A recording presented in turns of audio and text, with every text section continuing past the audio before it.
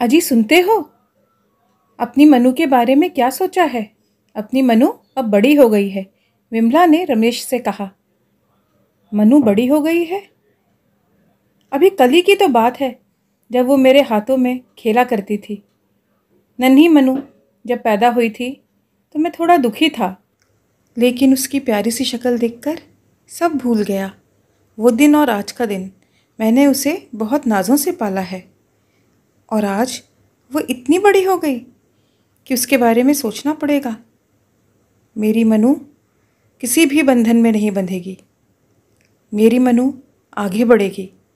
वो जैसे चाहेगी वैसे ज़िंदगी जिएगी। वो जैसे चाहेगी वैसे रहेगी। जहाँ चाहेगी वहाँ घूमेगी। वो एक आज़ाद पंछी की तरह गगन में उड़ेगी। तो देखा आपने, एक इफेक्टिव लिसनिंग की वजह से कैसे रमेश ने मनु की ज़िंदगी का इतना इम्पॉर्टेंट फैसला लिया। जी हाँ, listening is one of the most important tools of communication. और आज इसी टूल के बारे में जानने के लिए मैं हाजिर हूँ doctor Archana Chaturvedi, educationist, social worker and life coach, to share the tips regarding effective listening and what is effective listening. तो अभी तक जो लोग हमारे चैनल पर पहली बार आए हैं या इन्होंने सब्सक्राइब नहीं किया है, आप प्लीज़ सब्सक्राइब करें और बेल आइकन भी दबा दें, जिससे कि आने वाले वीडियोस के नोटिफिकेशन आपको इन एडवांस मिल जाए। डीन जैक्सन ने कहा था that listening requires attention over talent, spirit over ego and others over self. जी हाँ, हमें दूसरों को सुनने की ज़रूरत है, दूसरों पर ध्यान देने की ज़रूरत है। अपना ईगो, अपने थॉट्स को साइड में रख करके दूसरों को समझना ही लिसनिंग है। तो सब कुछ इतना सीधा साधा नहीं है जितना कि दिखता है। तो इसमें ऐसा क्या है? सुनना ही तो है। जी हाँ, सुनना ही है, लेकिन अटेंशन के साथ। Listening minus attention is hearing, और हियरिंग और लिसनिंग में बहुत फ़र्क होता है। आपको याद है कभी स्कूल में या कॉलेज में ऐसा होता था कि हम एक एक दो दो पीरियड्स बड़ा अटेंटिवली बैठे रहते थे और क्लासेस अटेंड करते थे, और उसके बाद हमें कुछ भी याद नहीं होता था या कुछ भी ध्यान नहीं रहता था कि हमने क्या पढ़ा। पूरी क्लास अटेंड कर जाते हैं, लेकिन उसके बाद हमें उस क्लास का शायद 5% भी हम उसको रिकॉल नहीं कर पाते, क्योंकि there the attention is not there, attention is absent. So listening minus attention is only hearing, and listening and hearing plus attention is listening. चलो, ये तो समझ में आया कि एक्टिव लिसनिंग ज़रूरी है, लेकिन एक्टिव लिसनिंग करें कैसे? Tip number 1, be silent. किसी को सुनने के पहले शांत रहिए, शांत हो जाइए, बोलना बंद करिए और एक तरफ कंसंट्रेट करिए। जब हम साइलेंट हो जाते हैं तो हमारे ईयर्स जो हैं वो इफ़ेक्टिवली काम करते हैं। लिसन का उल्टा भी साइलेंट ही होता है। स्पीकर क्या कह रहा है उसके सेंटेंसेस को फिनिश करने के लिए रश मत करिए। जल्दी में ये अपने आप से अज्यूम मत करिए कि वो क्या कहना चाह रहा है। Just listen, always be focused, make an environment where you can listen.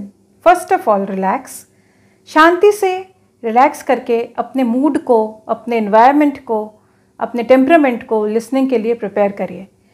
कई बार हम ऐसा सोचते हैं कि हम अगर किसी को सुन रहे हैं तो हम खाली बैठे हैं, और क्योंकि हम खाली हैं इसलिए हम फ्यूचर प्लानिंग सारी उस वक्त कर सकते हैं। हम ये तय कर सकते हैं कि हमें यहाँ से निकल के मोबाइल रिचार्ज कराना है, हम ये तय कर सकते हैं कि हमें सुनने के बाद खाना खाने जाना है, पता नहीं आज खाने में क्या बना होगा, अच्छा उसको मुझे कॉल करना है। So what ever work is pending और वेयर एवर हमारा दिमाग हमको लेके जाता है, हम उसके साथ चल देते हैं, क्योंकि हम उस वक्त बोल नहीं रहे। But listening is much more than talking. जब आप बोलते हो ना तो आपको पता है कि आप क्या बोलते हो, लेकिन जब आप सुनते हो, आप ऐसी चीज़ों को सुनते हो जिसके बारे में आपको बिल्कुल भी नहीं पता। So it enhances your knowledge. आपकी नॉलेज, आपकी थिंकिंग कैपेसिटी को एनहांस करने के लिए listening is very very necessary. कई बार हमारा माइंड जो है ना, जब हम किसी को सुन रहे होते हैं तो हमें वर्ल्ड टूर पे ले जाता है, इतनी सारी चीज़ें दिखाता है, घुमाता है, हमें सोचने को मजबूर करता है कि हम बहुत सारी चीज़ें सोचते हैं सिवाय उसके जो हमारे सामने हो रहा है। हम उन्हें देख तो रहे हैं जो बोल रहे हैं, लेकिन उनको बिल्कुल भी हम एक्टिवली लिसन नहीं करते हैं। Try to focus on what is being said. हमेशा फोकस्ड रहिए, अपना ध्यान वहीं पर केंद्रित रखिए जहाँ आप बैठे हैं, जिस जगह आप बैठे हैं, उस माहौल को समझिए और अपने आप को एक अच्छी लिसनिंग के लिए, एक फ्रूटफुल लिसनिंग के लिए प्रिपेयर करिए। B objective. मालूम है आप क्या बताने जा रही हो, कर दी ना गलती। ऐसा ही लगता है हमें कि सामने वाला जो कहने जा रहा है वो मेरी समझ में आ गया, उसका आधा सेंटेंस सुन के हमें समझ में आ गया कि अभी आगे क्या बोलने वाला है। And this is where we are caught up.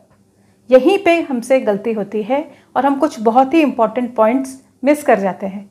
Actually हमें वही पता है जिसके बारे में हम जानते हैं, लेकिन सामने वाले को बहुत सी ऐसी चीज़ें पता होती हैं जो वो आपके साथ शेयर करने आया है, जो वो जानता है और हम नहीं जानते हैं।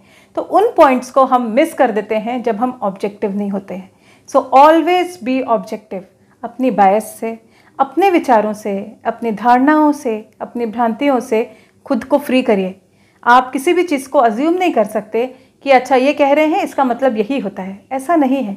वो क्या कहना चाह रहे हैं इसको समझने के लिए बहुत बहुत बहुत ज़रूरी है कि हम शांत रहें और फ्री होके, अपने बायसेस से फ्री होकर के, ऑब्जेक्टिव होके उस बात को सुने। जनरली क्या होता है, हम लॉन्ग स्पीचेस में बोर हो जाते हैं और हम बहुत सारी चीज़ों को मिस करने लगते हैं। तो इसके लिए एक बहुत ज़रूरी जो टिप है वो ये है कि that always catch the central idea. किसी आप सेमिनार में जाते हो, किसी स्पीच में जाते हो, किसी वेबिनार को अटेंड करते हो, रीड अबाउट इट। उसका जो इंट्रोडक्शन आपके पास आता है, जो पैम्फलेट्स आपके पास आते हैं, या जो स्पीकर जो इंट्रोड्यूस करता है उस वेबिनार में, फर्स्ट जो सेशन होता है उसको अटेंड करिए and get an idea that what are the content which is going to be covered in this seminar, webinar और talk. So keep that central idea in mind. हमेशा उस central idea को mind में रखिए।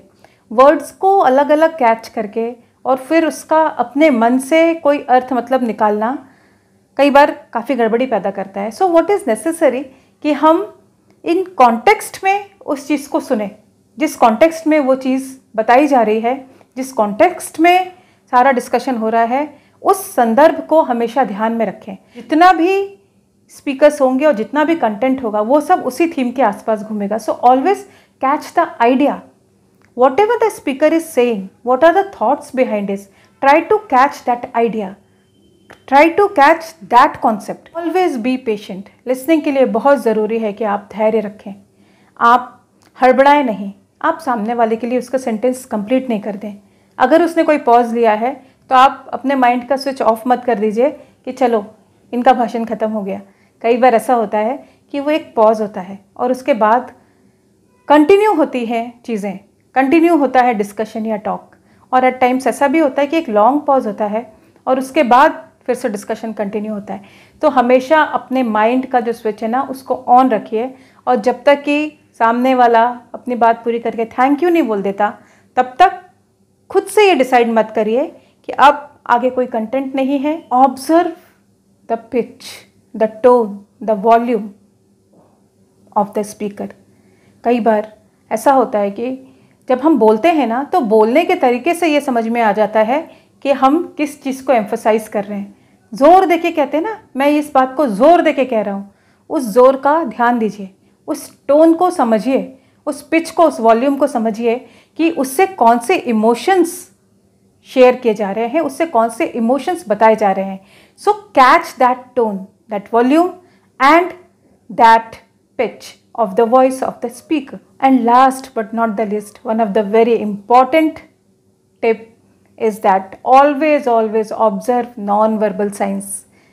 जो भी non-verbal signals आपको मिल रहे हैं, जो आँखों से, जो expressions से, जो body language से, जो भी कुछ communicate कर रहा है speaker, उसको catch करिए, उसको observe करिए और उसको समझने की कोशिश करिए। More than half of the communication is what is not being told about. तो उन चीज़ों को ध्यान दीजिए। Body language is very important.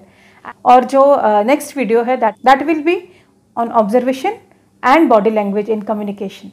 Judy Brownell has developed one model of listening which is HURIER, HURIER. H stands for hearing. Hearing का मतलब सुनना, और सुनने से मतलब सिर्फ सुनना नहीं, सुनने के साथ साथ बॉडी लैंग्वेज को ऑब्जर्व करना और एक्टिव लिसनिंग करना। U is for understanding. After listening, try to understand what is being said. अपने दिमाग को काम पर लगाइए और उसे समझने की कोशिश करने दीजिए कि जो कहा जा रहा है उसका मतलब क्या है। R is for remembering. Always try to remember the important things. I stands for interpreting. Try to interpret the whole talk in your own language, in your own sense. जिस भाषा में सहूलियत से समझ सकते हैं उस भाषा में उन चीज़ों को रिकॉल करना, उनको याद रखना और उनको स्टोर करना। आपने देखा ना, इंटरप्रेटर्स होते हैं जो स्पीचेस को कन्वर्ट करते हैं दूसरी लैंग्वेजेस में, लोकल लैंग्वेजेस में। तो कभी भी आप ध्यान देंगे तो आप देखेंगे कि वो अपनी ओर से कुछ भी उसमें नहीं मिलाते हैं, एज इट इज़ जो कहा जा रहा है वर्ड टू वर्ड उसको ट्रांसलेट करते हैं। So during interpretation always try to be free from bias. Evaluating, now you have to evaluate what is being said and how important it is and how much you have gathered. यहाँ evaluation हमें speaker का नहीं करना है, खुद का करना है कि जो कहा गया वो सही सेंस में हमें समझ में आया या नहीं, उसको हम कितना ग्रास्प कर पाए, कितना कैच कर पाए, क्या कोई ऐसी इंपॉर्टेंट चीज़ें हैं जो हम नहीं समझ पाए। तो इस चीज़ का ध्यान रखना बहुत ज़रूरी है। And last but not the least is responding. Respond after evaluating and understanding things. Response के लिए हरी अप मत करें, जल्दी नहीं करें, कोई जल्दीबाजी नहीं। After gathering all the information, after understanding it, after interpreting it, then only respond. और रिस्पॉन्स में कई बार हमें प्रॉब्लम होती है। रिस्पॉन्स देने के पहले आप क्लैरिफिकेशन सीख कर सकते हो, आप पूछ सकते हो कि ये जो पॉइंट है ये हमारी समझ में नहीं आया, काइंडली री explain it so that can be explained again, so that आपकी जो अंडरस्टैंडिंग है वो प्रॉपर हो जाए। After that only you respond. उम्मीद है आज का वीडियो आपको अच्छा लगा होगा और ये आपके लिए इम्पॉर्टेंट भी होगा। So if you have like the video, do share, like, comment and subscribe on personal desk by doctor Archana. Thank you.